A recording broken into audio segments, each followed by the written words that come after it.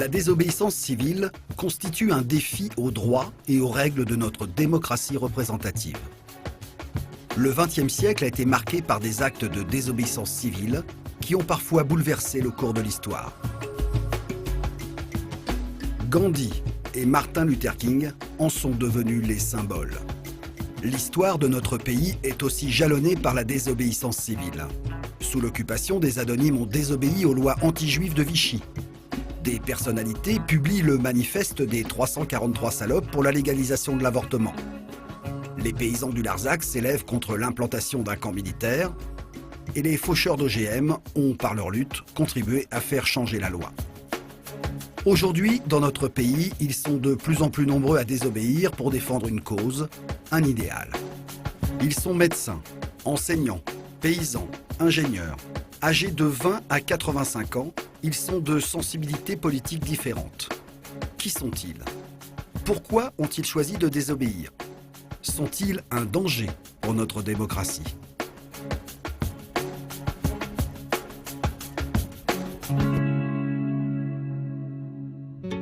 Bien que soutenu par une majorité d'élus, le projet d'aéroport de Notre-Dame-des-Landes est devenu le symbole de la désobéissance civile dans notre pays.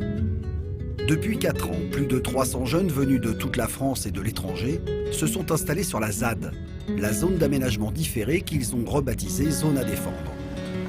Depuis les expulsions d'octobre et novembre 2012, les jeunes zadistes ont monté des barricades qu'ils surveillent jour et nuit. C'est en haut de cette tour de guet que des jeunes se relaient pour prévenir toute intervention policière. Je sors de l'armée de terre, j'ai fait 5 ans d'armée. Déjà, je suis allé par obligation, non pas par ma propre conviction, parce que voilà, je savais pas trop quoi faire de ma vie à ce moment-là. C'était assez perturbant parce que voilà, il y avait le début de la crise, tout ça qui faisait qu'il y avait un manque d'emploi. J'avais arrêté les cours parce que ce que je faisais me plaisait pas du tout. Puis c'était ça, soit je partais à la rue, quoi. Je suis là parce que c'est comme vous pouvez le voir sur la plupart des affiches non à l'aéroport, c'est moi je mets plus en place en fait le nom, quoi, le nom à ce système, quoi, qui fait que c'est bon, c'est une fois de trop et il y a un gros foutage de gueule. Pourtant, on est dans un régime démocratique, il y a plein de manières de faire entendre sa voix. Quel régime démocratique? Oui, tu peux toujours parler, mais ils t'entendent pas. Je veux dire, la démocratie, c'est cause toujours, et la dictature, c'est ferme ta gueule. Et ce qu'il faut savoir pour la démocratie aussi, elle n'est pas appliquée pour tout le monde. En fait, moi je dis que la démocratie est faite pour ceux qui la font. Ça veut dire que c'est eux qui votent les lois, ouais. Donc ils font les lois pour eux, pour pouvoir faire leur business, pour pouvoir faire leurs affaires de corruption. Pour leurs avantages à eux. Pour leurs avantages personnels. Mais nous, on est quoi dedans? On n'existe pas. Vous pensez que votre résistance, elle pourra gagner essentiellement parce qu'elle sera pacifique? Bien sûr, parce que de toute façon, dès qu'on va au contact, on perd direct. Au contact, on n'a aucune chance. Donc il n'y a que le pacifisme, c'est-à-dire on se défend. Moi je parle de défense. Nous, ce qu'on veut, c'est que ça soit le peuple qui soit notre arme. C'est quoi la finalité de votre lutte? La finalité de notre lutte, c'est un changement radical du système. C'est voilà, on veut plus de ce système. C'est moi, je veux plus en tout cas. Moi, c'est non, quoi. Moi aussi, c'est pas. Je veux plus être un mouton. On manque à l'heure actuelle d'hommes d'État qui ne pensent qu'à l'intérêt général.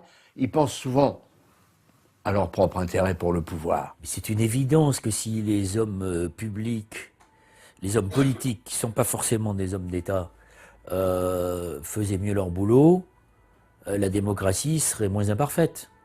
Et si la démocratie était moins imparfaite, peut-être n'y aurait-il pas besoin de désobéir. On peut considérer que les lois n'étant faites que par des minorités, ou par des lobbies, ou par des groupes d'intérêt, et que le Parlement ne contrôle pas très bien, que le monde politique il est de mèche, qu'il y a une connivence incroyable, que... Oui, ça je comprends bien, j'entends bien ce discours-là.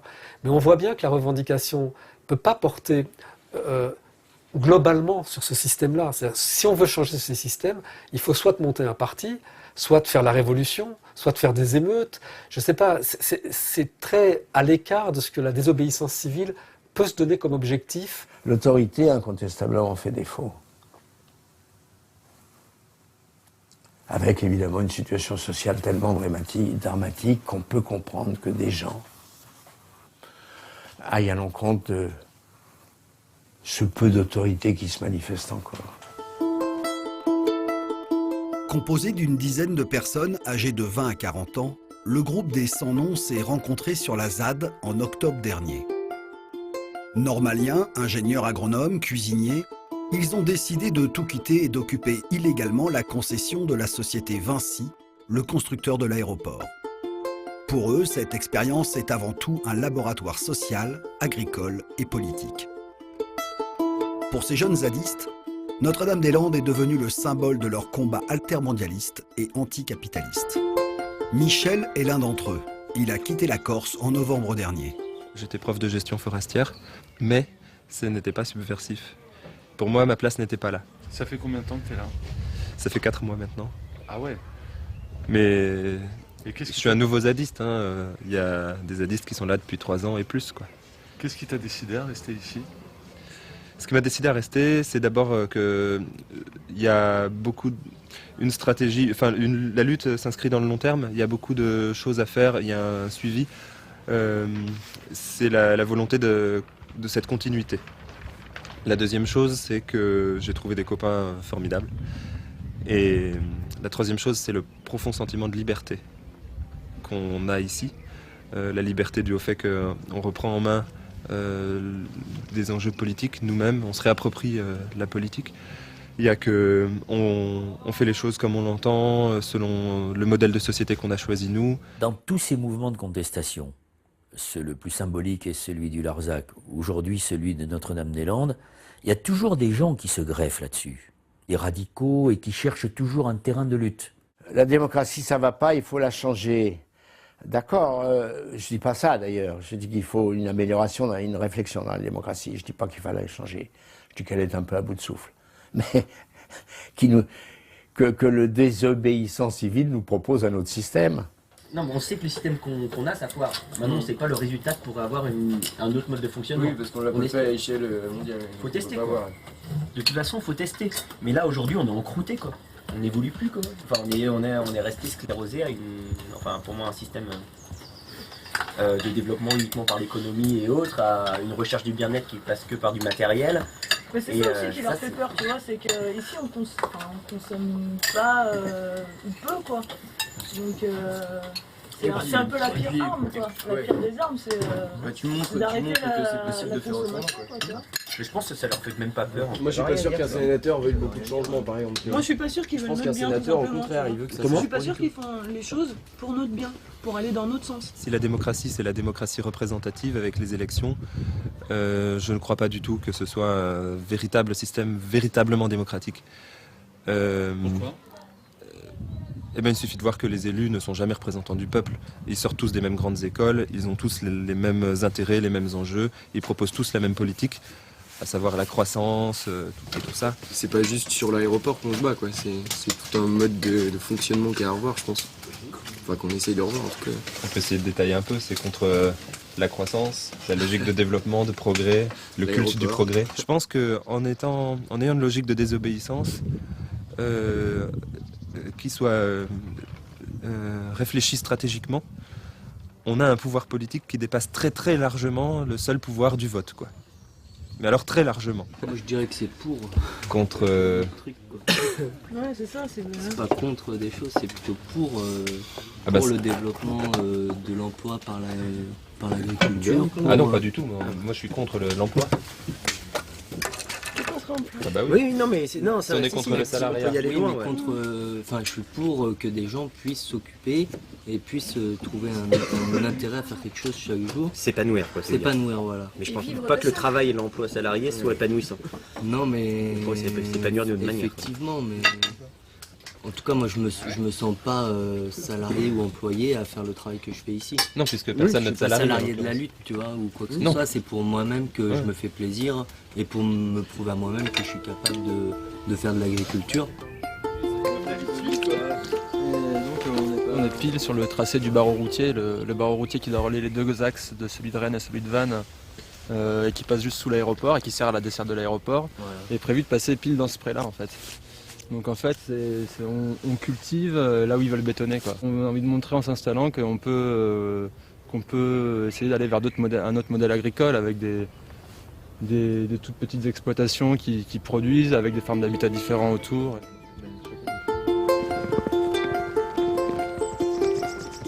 pas comment l'État pourrait considérer un peu nos revendications, mais... Et on ne sait pas aussi à quel point l'État voudra bien nous reconnaître, on ne sait pas à quel point on a envie d'être reconnu par l'État aussi. On peut avoir un peu ces deux dimensions-là aussi, quoi. Parce qu'à quel point on a envie de rentrer dans le jeu de l'État et de rentrer dans ce processus de démarche administrative. Enfin, c'est une question qu'on ne se pose pas pour le moment parce qu'elle n'est pas d'actualité pour nous encore. Mais si le projet s'arrête et que voilà, on veut s'installer sur les terres, la question se posera concrètement, quoi. On partage un petit peu là-dessus. La protection de l'environnement est l'un des thèmes récurrents de la désobéissance civile. Xavier Renoux a fondé le collectif des désobéissants en 2006. Aujourd'hui, cet ancien chargé de campagne de Greenpeace a donné rendez-vous à quelques militants pour une action coup de poing. Leur objectif, faire interdire le Roundup, le pesticide le plus vendu en France.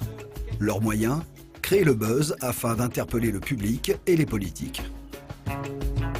Pourquoi Roundup? C'est évidemment pas le seul pesticide dangereux. Pourquoi Castorama? C'est évidemment pas le seul vendeur de pesticides dangereux. La logique de la désobéissance civile, c'est de se donner, au vu des forces qui sont les nôtres et qui sont toujours faibles au départ et qu'on veut évidemment voir grandir, des objectifs clairs, limités et atteignables. Une enseigne représentée partout en France et que tout le monde connaît peut avoir assez vite, à force de pression, l'image de l'enseigne voyou qui, du coup, pour sauver son image, sera contrainte de retirer ce produit de ses linéaires. Un sénateur vert est porteur d'une proposition de loi pour interdire le Roundup. Il a besoin cruellement de soutien populaire pour avoir une petite chance de faire passer quelques éléments de sa proposition. Dans la logique de la désobéissance civile, quand le débat n'a pas lieu dans la société, il a parfois lieu à la barre d'un tribunal. On n'y est pas hostile du tout, on assume absolument tous nos actes. Le risque juridique lui-même est assez faible, c'est-à-dire que bien sûr, il y a trouble à l'ordre public parce que rentrer dans un magasin pour y faire autre chose qu'acheter n'est pas franchement autorisé, mais n'est pas explicitement interdit. La désobéissance, elle est intrinsèquement liée à un système démocratique, parce qu'il faut absolument qu'on puisse passer devant un tribunal pour mettre en procès la loi injuste ou indigne qu'on condamne. Et donc voir à rouvrir dans le débat public la validité ou la légitimité de cette loi. C'est pas simplement faire de l'agitation, se montrer devant les caméras et les journalistes, c'est accepter les conséquences judiciaires de cet acte qui est d'abord un acte politique et dire, puisqu'on ne peut pas s'en expliquer devant les instances démocratiques de notre pays, alors on va s'en expliquer devant la justice. Allez-y, oui, allez. Rémi, t'es peut-être un peu plus repéré, je sais pas. Clairement, ouais. Donc voilà, ouais, allez-y.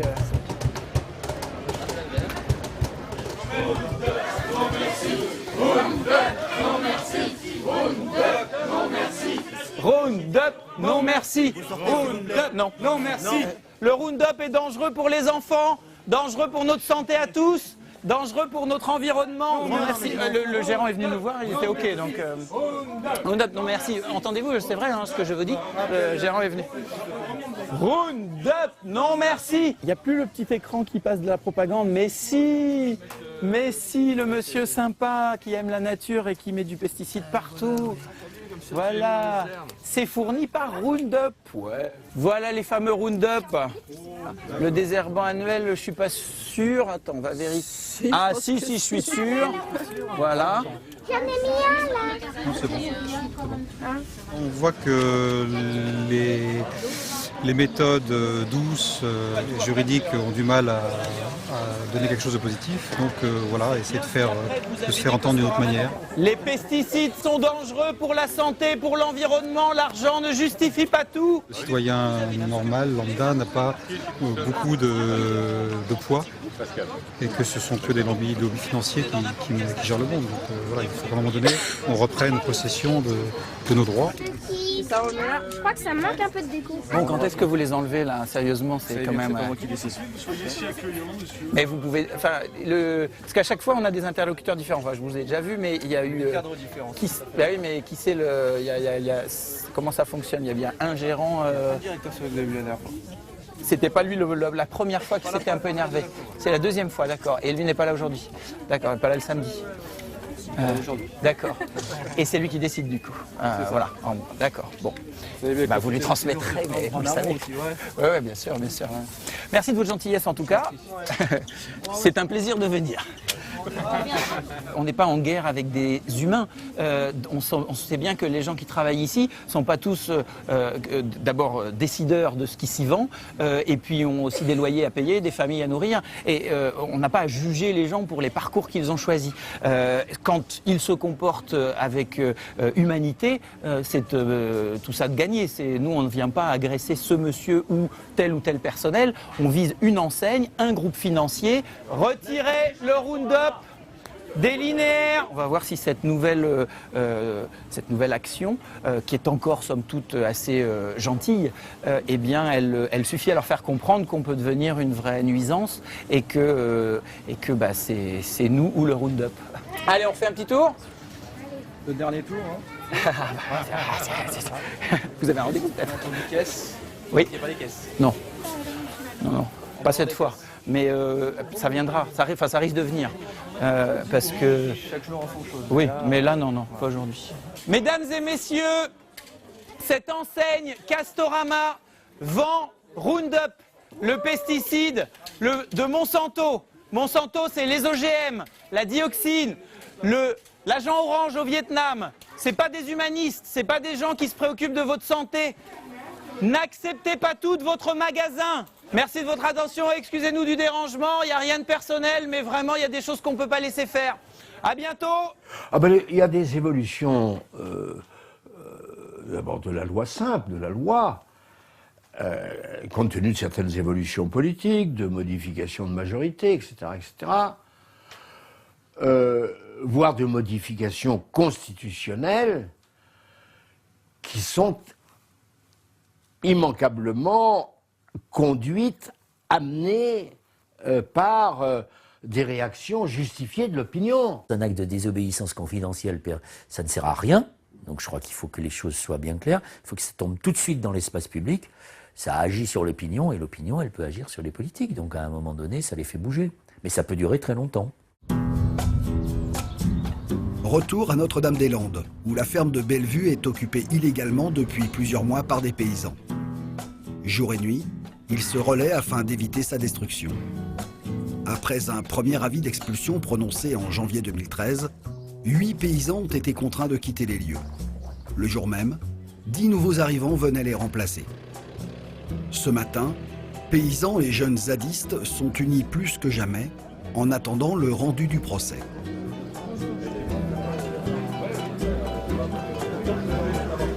Donc on a eu le rendu.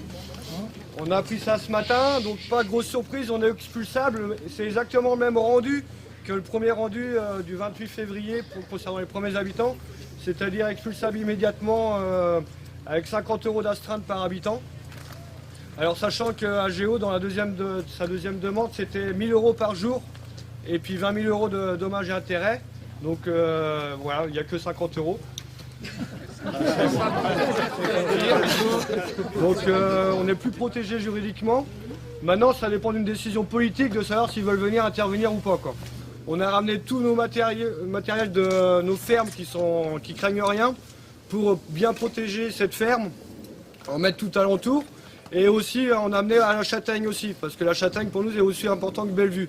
Déjà être présent comme aujourd'hui, c'est chouette, que tout le monde est conscient que ce jeu est important, qu'on veut rien d'irréversible. Qu'en ce moment, quand même, on sent que les choses peuvent évoluer dans le bon sens. Donc il faut tenir que cette ferme ne doit pas être détruite et c'est tous ensemble qu'on y arrivera, quoi. L'occupation de la ferme de Bellevue, sa protection, c'est vraiment l'affaire de tout le monde, des comités de soutien et des paysans de tout le Grand Ouest, et même de toute la France. Bravo.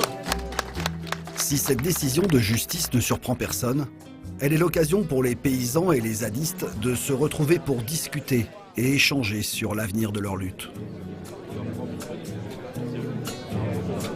J'ai observé, pour être présent ici depuis plusieurs mois sur la ZAD, que bien qu'il y ait des actions un peu virulentes, qu'on défende activement les barricades avec des jets de projectiles quand la gendarmerie veut nous expulser et détruire nos habitations, et bien malgré ça, les gens ne se désolidarisent pas du tout du mouvement. Quels gens Contrairement à toi, je pense qu'il est nécessaire de convaincre une grande partie de la population de l'intérêt d'arrêter ce projet. Je ne pense pas qu'on est quand même dans un pays, moi je crois, on est quand même malgré tout dans un pays démocratique. Et qu'on doit tenir compte de ça. On ne peut pas imposer comme ça notre point de vue à quelques-uns, à une petite minorité. Et c'est ce qu'on risque de faire ou d'apparaître. C'est nécessaire aussi parfois qu'il y ait des gens qui assument, même si je ne le fais pas forcément, mais qui assument de participer à des actions de sabotage à visage caché, de défendre des barricades contre les charges de gendarmerie. Mais ça dépend comment. Oui. Ah oui. Mais les gendarmes, on ne les tient pas à l'écart avec des fleurs. Hein. Là où la bataille va se gagner, c'est dans l'opinion publique. Je pense qu'ils peuvent effectivement faire cesser, arrêter ce projet quand ils comprendront qu'une grande partie de l'opinion publique est opposée à ce projet. Et ça se gagnera si on ne leur montre pas des images de violence, parce que c'est les images qui seront retenues. Et c'est ce que tout le monde retiendra de toute cette lutte qui pourtant accumule les actions non violentes sans arrêt. Depuis le départ, depuis des années, on travaille là-dessus. Je ne crois pas que la violence soit quelque chose qui se justifie au travers de la désobéissance civile. On a tous une forme de violence en nous, mais le propre de la démocratie, c'est justement de la civiliser. Et donc si vous n'êtes pas capable d'avoir une organisation et une régulation, ben vous tombez dans la violence et dans le populisme. Donc la désobéissance, elle doit être aussi d'une certaine manière régulée et canalisée. Julien Durand s'oppose à l'aéroport depuis 1970. Avec Vincent de la Bouglisse, ils sont les porte-parole d'associations paysannes. Contrairement à la plupart des zadistes, ils ne souhaitent pas remettre en cause le système, mais interpeller les politiques. Je ne pense pas remettre en cause le fait que notre société sera en crise de démocratie. On est sur... ils demandent aux politiques d'avoir les couilles d'affronter le lobby industriel. La démocratie est à bafouille. La jurisprudence dans ce pays, elle n'avance que sous la poussée citoyenne. Moi je dis qu'on est dans des actions qui sont légitimes, peut-être hors la loi pour certains, mais pour nous c'est comme ça que la société civile et que la prise de conscience citoyenne avance. Il faut des actions comme celle-ci, autrement ça n'avance pas. Malgré cette décision de justice, le combat continue. Plus déterminés que jamais, les paysans partent pour une nouvelle action afin d'empêcher la gendarmerie de les déloger de la ferme de Bellevue. On enlève des tracteurs pour récupérer les tracteurs pour qu'ils soient mobiles de nouveau et on va barrer la route pour plus qu'il y ait accès aux rosiers par rapport aux forces de police tout simplement quoi. On se protège. Voilà. Et hop, hop. Pourquoi avoir choisi ce mode d'action? Il y a d'autres moyens de recours pour faire entendre sa voix dans ce pays, normalement. Oui, mais les moyens d'action juridiques ont tous été employés. On donne notre avis, mais l'avis n'est pas respecté. Les municipalités sont contre, les propriétaires sont contre, les agriculteurs sont contre, les gens de la population sont contre, et l'aéroport se fait quand même par décision économique. On ne peut pas parler de hors-la-loi. Voilà. Nous ne sommes pas dans les clous par rapport à la loi d'État, mais nous sommes complètement par rapport à une loi de citoyen, nous sommes complètement dedans. Voilà, tout simplement. Non, repars là-bas. Faut que tu viennes vraiment là, comme ça. Là.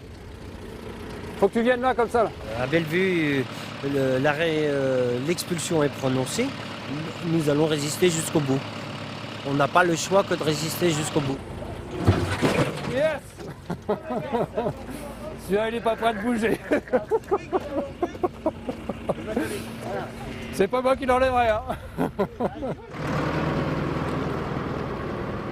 La désobéissance civile, c'est d'abord dire, voyez, sur tel sujet qui nous semble important pour l'avenir de nos enfants, l'avenir de la planète, pour la vitalité démocratique, on ne veut pas débattre, on ne veut pas le regarder, on pratique la politique de l'autruche, eh bien nous allons vous ouvrir les yeux.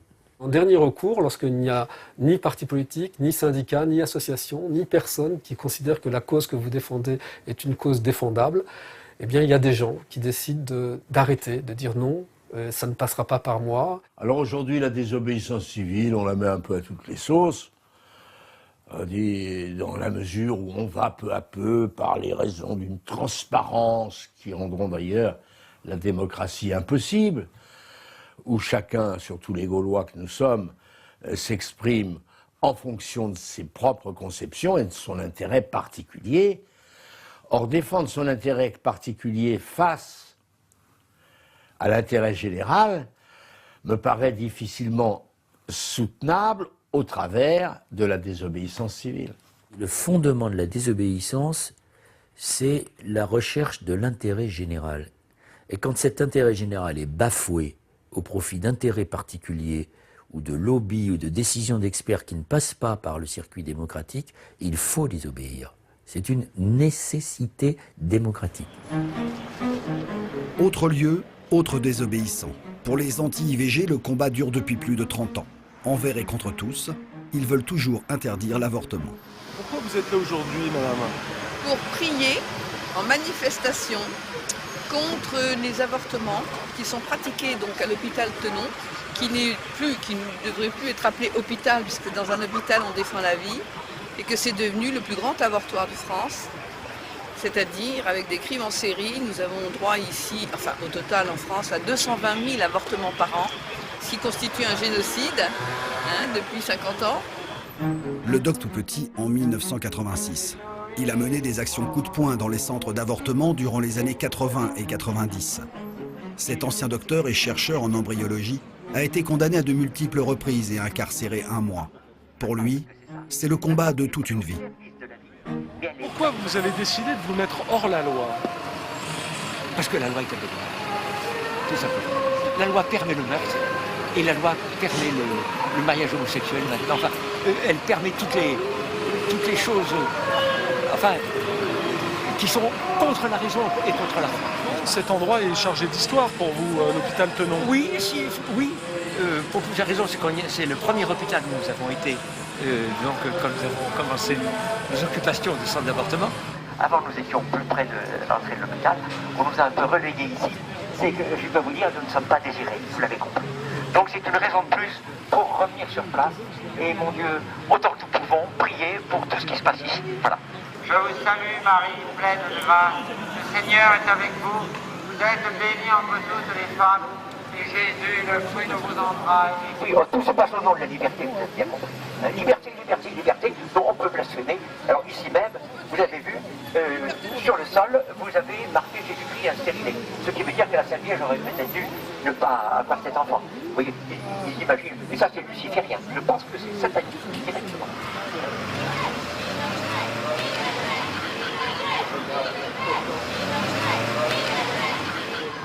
Sans la prière, personne ne peut être sauvé. Nous vous prions, Seigneur, nous vous demandons pour tous les petits-enfants la grâce. Le cas de l'avortement, c'est un cas de conviction. Dans ce cas-là, on passe au domaine de la conviction. Si je n'ai pas réussi à faire changer la loi, donc je me dis, mon combat n'arrivera pas à faire changer la loi, mais par contre, je ne pense pas que c'est bien qu'une femme avorte. Donc, ce que je vais faire, c'est que je vais aller directement vers les femmes. Parce que ici on tue, et ça devrait vous choquer encore. Ici on tue à tout le bras. Et c'est permis, et c'est remboursé. Alors, la République est abominable. Depuis 40 ans, donc moi, pour ce droit. Ah bon, donc vous n'êtes pas l'avortement. Oui, mais un droit abominable. Un droit abominable. Ah non, une femme... J'ai aussi le droit de manifester, moi. Madame, eh bien oui, eh bien... Ah oui, démocrate. La démocratie, elle est belle. Avec tous ces morts, des millions de morts. Ça vous dit rien. La démocratie est belle.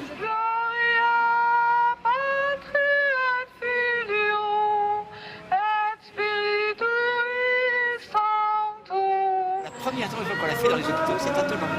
Et c'était le 10 janvier. Et alors, quand on est arrivé là-bas, une femme nous a dit, mais elle dit, c'est pas ici qu'il faut aller, parce que si la loi a été votée à la Chambre, adressez-vous à la Chambre directement. Alors, on a dit, mais voilà, nous pensons que le chemin de la Chambre passe par les centres d'avortement. On n'avait pas plutôt dit ça que dans les jours qui ont suivi, à la Chambre, intervention de Guy Ducolonnet. Comment se fait-il des individus qui rentrent dans un centre de soins, qu'est-ce que ça veut dire? Il y a des lois qui doivent protéger. Guy Ducolonnet, grand communiste. Je dirais, on avait été prophète dans tous les centres. Le chemin du Parlement passait par les centres d'avortement.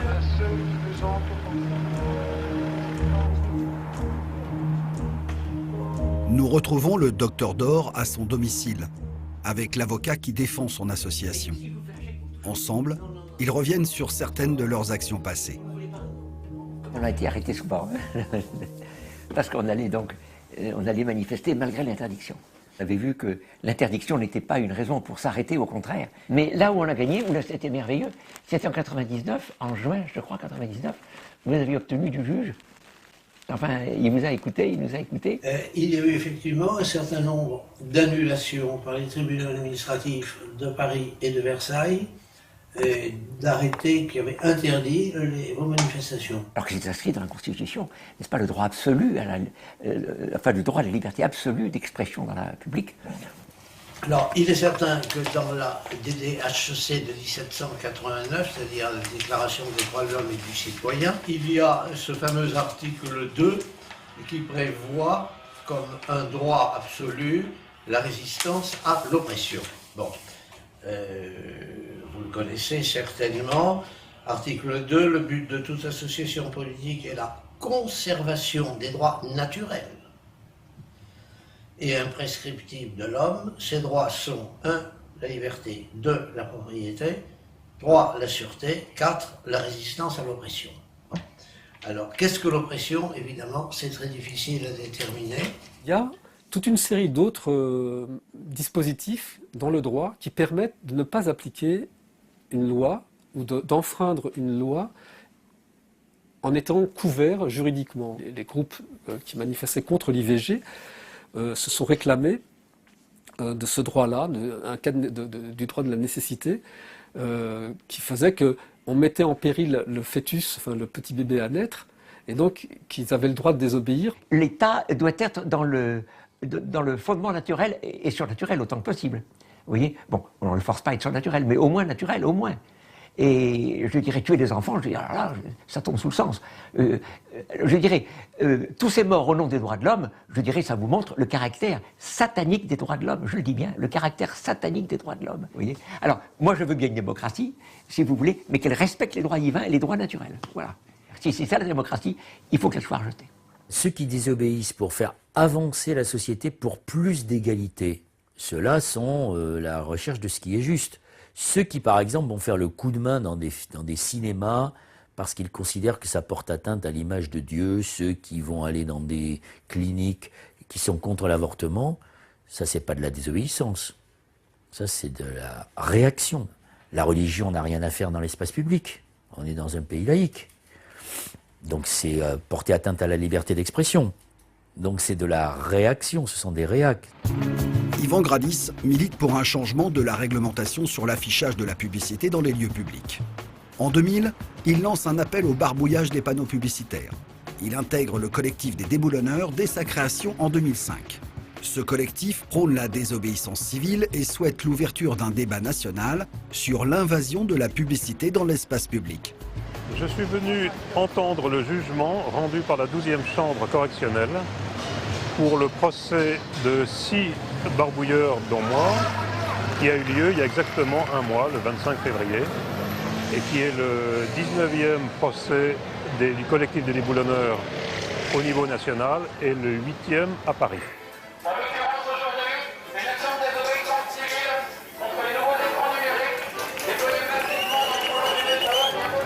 J.C. Decaux, le philanthrope bien connu, le défenseur du paysage, est partie civile dans ce procès et nous a demandé 895 € de frais de nettoyage des 3 panneaux que nous avons barbouillés.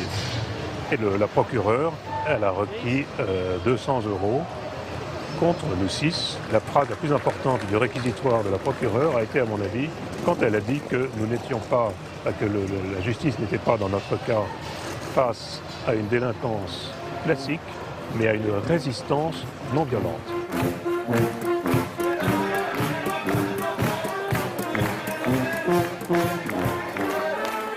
Comme c'est leur objectif de se mettre en infraction, ils ne sont pas vraiment, enfin on peut les qualifier de délinquants, mais c'est vraiment des délinquants volontaires. On ne voit jamais quelqu'un qui vole et qui dit voilà j'ai volé, arrêtez-moi, c'est absurde. Un délinquant c'est quelqu'un qui essaie de fuir la justice.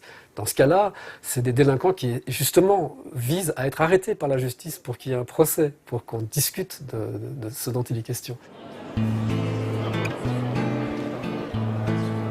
Pour Yvan Gradis et le collectif des déboulonneurs, une relaxe constituerait une grande victoire.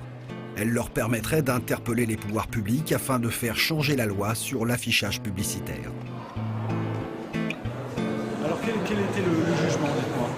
Donc, les 6 barbouilleurs d'affiches publicitaires ont été relaxés sur l'argument, l'émotion me fait que j'oublie, l'état de nécessité. C'est la première fois. À la sortie du jugement, Yvan Gradis est rejoint par 2 autres militants. Si le rendu du jugement constitue une grande victoire, il ne compte pas s'arrêter là. C'est l'aboutissement, c'est l'étape ultime à laquelle nous, on peut arriver.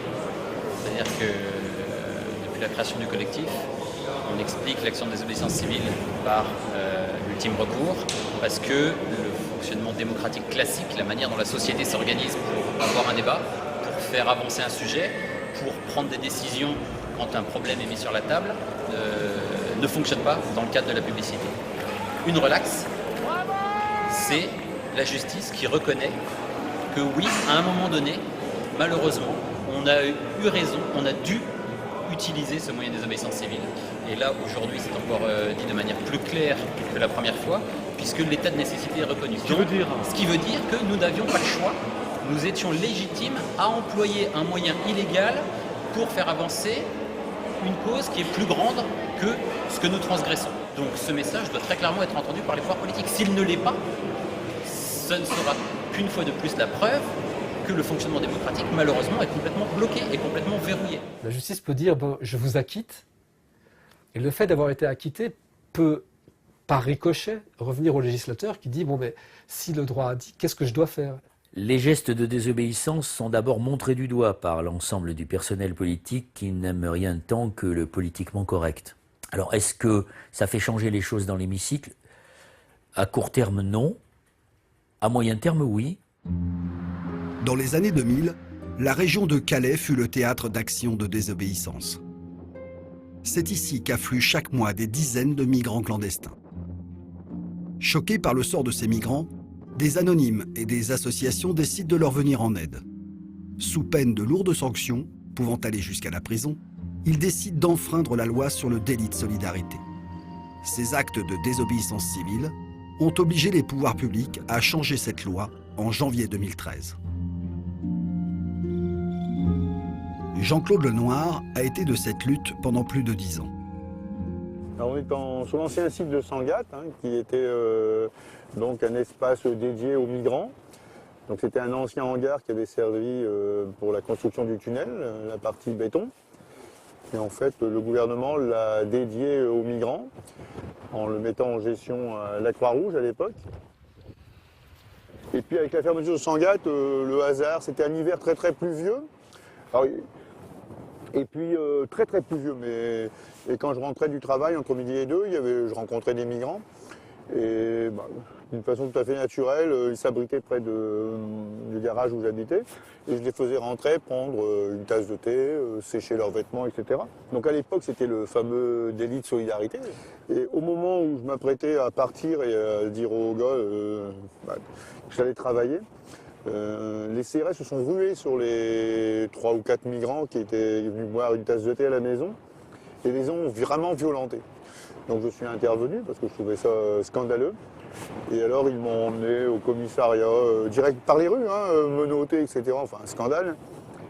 Et ça m'a vraiment outré, quoi. Et donc on s'est créé en association, on a non déclaré au départ, on a fonctionné d'une façon plus collective. C'est comme ça que ce professeur de voile est devenu président de l'association Salam en 2002. Forte de plus de 300 membres, cette association distribue des repas, des vêtements, accompagne les migrants dans leurs démarches administratives et leur procure des soins. Comme chaque soir depuis 10 ans, Jean-Claude et des bénévoles se préparent à distribuer plus d'une centaine de repas. Slowly. Quietly, please.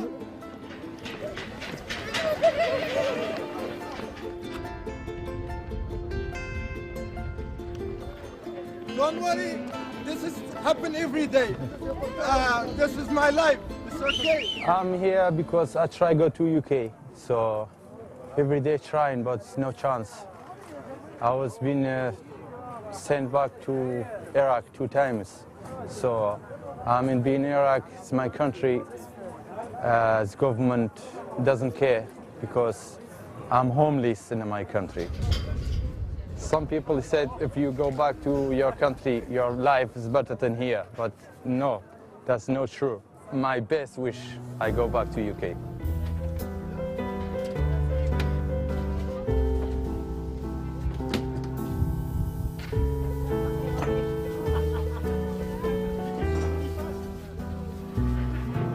De voir tous les jours des gens dans la misère, sans nourriture, harcelés, etc. C'est invivable, quoi. C'est invivable au quotidien. On ne peut pas rester sans réaction, quoi. Ça se fait d'une façon très naturelle. Moi, à titre personnel, je suis resté 1 an et demi sans carte d'identité, sans le droit de rien faire, mis en examen, alors que c'était du bluff, alors que finalement j'ai été relaxé. Une fois, on m'a même accusé contre 12 CRS d'avoir voulu les tabasser et de m'être déshabillé volontairement en plein hiver. Bon, j'ai été relaxé là encore, mais je veux dire, c'était vraiment de l'intimidation pour nous faire arrêter. Ça a été des moments difficiles, des moments violents. Ça a été des moments réconfortants parce qu'il y avait une solidarité. Et puis, c'est un engagement quelque part et on sait pourquoi on le fait. On était tellement sûr d'être dans notre bon droit et tellement scandalisé par ce qui est arrivé. Et tellement honteux aussi de ce qui arrivait quand même. C'était pas très glorieux, c'est pas très glorieux pour une démocratie. Si c'est de considérer la désobéissance civile quelqu'un qui refuse la loi, à ce moment-là, je ne crois pas qu'on puisse parler de désobéissance civile. On est dans un système représentatif, la loi est votée, on doit appliquer la loi. Si par contre, pour d'autres raisons extérieures, l'application de cette loi vous met en difficulté avec votre propre conscience, on peut très bien comprendre que les circonstances étant ce qu'elles sont, il y a une sorte de désobéissance qui se justifie, mais encore une fois, au travers de la conscience. Je pense que la désobéissance, même dans un régime démocratique comme le nôtre, qui a ses défauts, mais qui est quand même d'abord un régime démocratique, c'est un outil indispensable, quand c'est nécessaire. Ce qui est magnifique quand même dans la désobéissance, c'est que c'est vraiment une action qui vient d'une conscience morale extrêmement forte et irrémissible. C'est-à-dire, non, par moi, non, ça c'est pas possible. Et ça c'est assez beau et je pense que ça éveille en chaque citoyen, cette idée de savoir mais pourquoi moi je ne le fais pas aussi. Sabrina Gérard a été aide pédagogique pour enfants autistes. Cette mère de 3 enfants travaille depuis 1 an comme bénévole à plein temps au sein de l'association Salam. Quelle a été ta motivation pour arriver à Salam? C'est les voir comme ça dans la rue tous les jours, le froid, de voir ce qu'ils vivent, puis te dire que toi, t'es confortablement dans ta petite maison, avec toutes tes petites choses là, qui ont vachement de l'importance, ta télévision, et puis tout compte fait, c'est pas ça la vie. Si je peux arriver à leur apporter ne serait-ce que 5 minutes, 10 minutes, un sourire, voilà. Ben, j'ai gagné ma journée, moi. Ici, moi, je trouve que les droits de l'homme sont bafoués. Et non, et on doit se révolter contre ça. On n'a pas le droit de laisser faire des choses comme ça. Pourquoi on n'a pas le droit de tendre la main à son prochain? Enfin, s'il y avait toujours eu que des gens qui obéissaient, la France, elle n'aurait jamais bougé, et puis le monde non plus, quoi.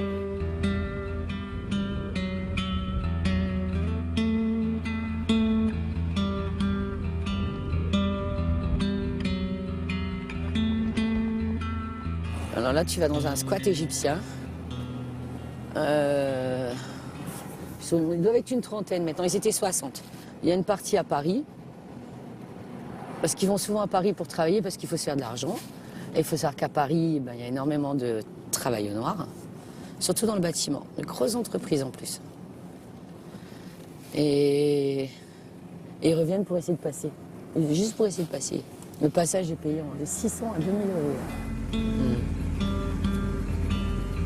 J'ai une image, moi, qui me reste marquée. J'étais sur la rue Molien et il y avait les cars de CRS et il y avait des gars qui couraient partout et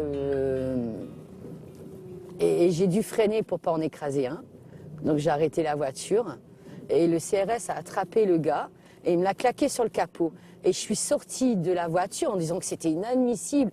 J'ai hurlé contre le CRS en disant que c'était inadmissible que il m'a dit, mais toi, connasse, rentre dans ta voiture, occupe-toi de tes affaires. Et le gars, il me l'a tabassé sur mon capot de voiture. Et je me suis dit, mais je suis là et je regarde, quoi. Et je peux rien faire.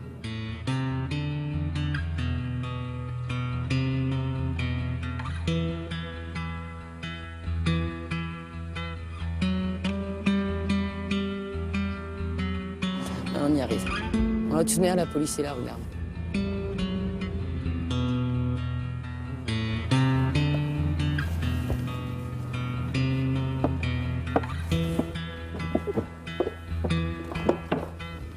Azan, Fox, vous êtes là? Bonjour. Oh, regarde. Attends. Tiens, je vous donne ça. Vous allez bien?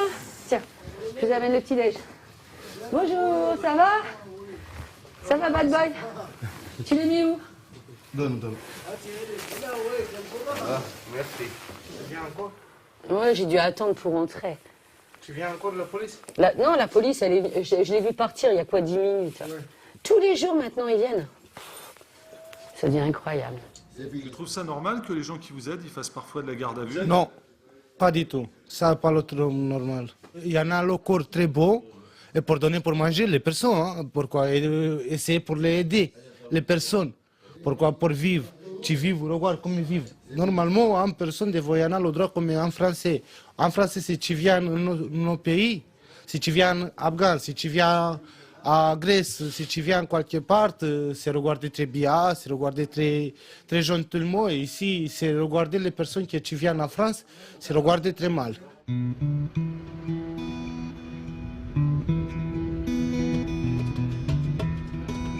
Situé à 45 minutes de Calais, le camp de migrants de Norenfonte a été inauguré en juillet 2012. Construit par l'association Terre d'Errance, il remplace le camp qui avait été détruit par arrêté préfectoral 6 mois plus tôt. Good morning. Pourquoi vous avez décidé de désobéir à cette loi de délit de solidarité? Parce que je trouve que c'est inadmissible de laisser des gens dehors dans des conditions. On voit aujourd'hui, ça va, ils sont à peu près à l'abri. Et moi, je suis catholique pratiquant. Et ici, parmi les réfugiés, il y en a un certain nombre qui pratiquent. Et un jour, j'ai été les conduire au culte à Linaire. Moi, j'étais d'un côté, il y avait la police de l'autre. Et puis, ils m'arrêtent. Ils m'ont interrogé fait un rapport pendant 3 quarts d'heure. Et j'ai dit à la fin du procès verbal, vous avez rien d'autre à me dire? Non. Eh bien, moi, je vais vous dire une chose, que vous pouvez faire tout ce que vous voulez, mais je continuerai de faire ce que j'ai envie de faire vis-à-vis des réfugiés. Vous pensez que c'est un acte citoyen, ce que vous faites? J'en ai rien à foutre de citoyen ou pas citoyen. C'est un acte humain. Un acte humain, absolument.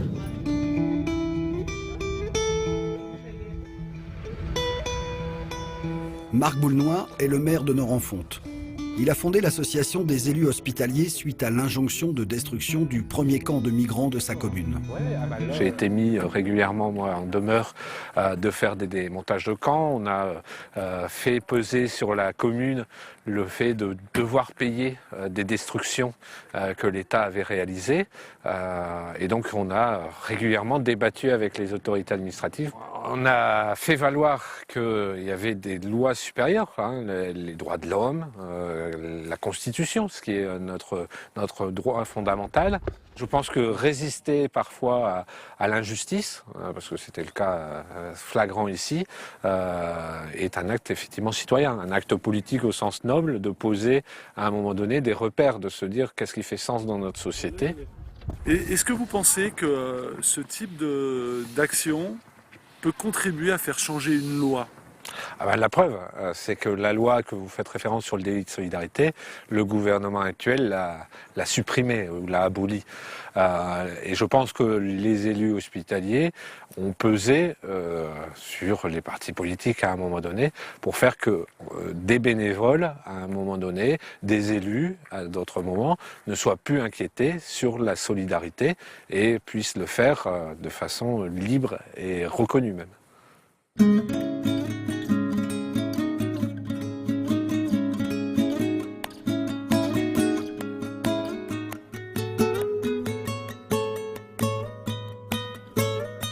quand on regarde les actions de désobéissance civile, si dans leur principe elles semblent menacer la démocratie, dans leur pratique elles semblent plutôt mettre en œuvre des principes démocratiques. La désobéissance, il ne faut pas s'en servir comme de jouet.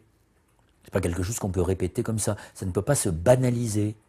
Ça a d'autant plus de force que c'est rare et que ça concerne des sujets sur lesquels la société, enfin les hommes politiques, ne veulent pas débattre. Aujourd'hui, est-ce qu'il ne faut pas se poser le problème de la démocratie elle-même, où précisément elle ne peut plus permettre d'avancer? En cette période de crise, de mondialisation, où les repères démocratiques sont bousculés partout dans la vieille Europe, les actes de désobéissance civile se multiplient. Le risque de la récupération de ces mouvements à des fins populistes, anarchiques, voire religieuses, n'est évidemment pas à écarter. Mais si dans les faits, la désobéissance civile semble être un danger pour nos institutions, elle est en réalité constitutive d'un système démocratique dont elle montre parfois les limites.